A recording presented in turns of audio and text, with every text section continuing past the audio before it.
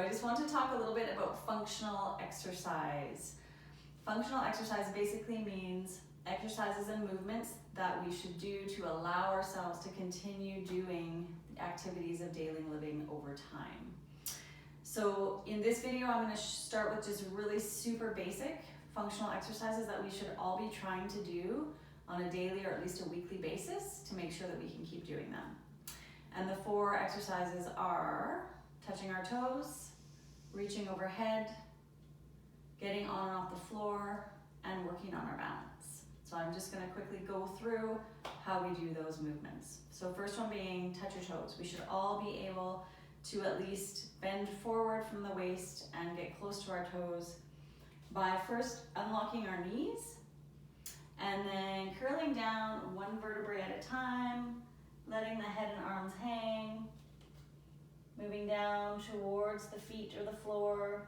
If the backs of your legs are tight, just go as far as you can until you feel restriction, and then try to focus on relaxing your head and your arms. Take some deep breaths, just hang out there for a bit, and when you're ready to come back up, to protect your back, you're going to bend your knees, and you're going to engage your bum muscles, and then curl up one vertebrae at a time, slowly, keeping those glutes or the butt muscles engaged the whole time until you're upright. And so that's touching your toes. We should try to do that every day. It's actually a nice way to start the day in the morning to get mobile. The second exercise that we want to try and do regularly, because by not doing it, we can often lose the ability to do it, is getting on and off the floor. And the reason being that if we were ever to find ourselves on the floor by falling or whatever, we want to be able to make sure we can get back up from that position, and it requires strength and mobility. So to start with, if you need to, you can have a prop. You can use a chair or something to hang on to, but the easiest way to practice this is to get down slowly onto your knees first, using your arms and hands as you need to, then onto all fours, then to just collapse one leg under you to get onto your side and right down. And then reversing that to get back up. We need enough strength in our arms to be able to do this, to push up, get the other arm there to help, get back onto all fours, and then slowly working our way up. If you have a prop, you can use it. However, it would be good to practice this enough times that you don't need the prop in case you were to fall and there wasn't something close by. So if you have trouble doing that, it's good to try to determine why. Is it a strength issue? Is it a mobility issue? Because often there are ways to practice those specific elements in order to be able to do that.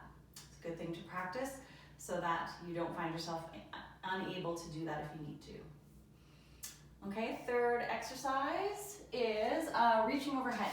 So we want to be able to always get our arms overhead unless we have something that doesn't allow us to do this.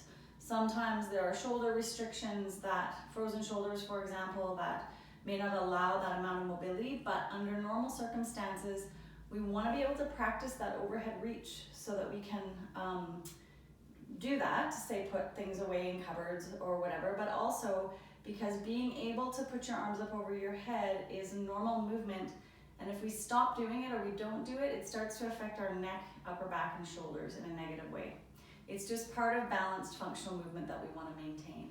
So quite simply, it's just reaching up and overhead. We can use it as a stretch. We can add some sideways movement. We can do it as repetitions. Eventually we can add weight, but we should always make sure we're able to reach up and over our head as much as we can to maintain mobility in the shoulders.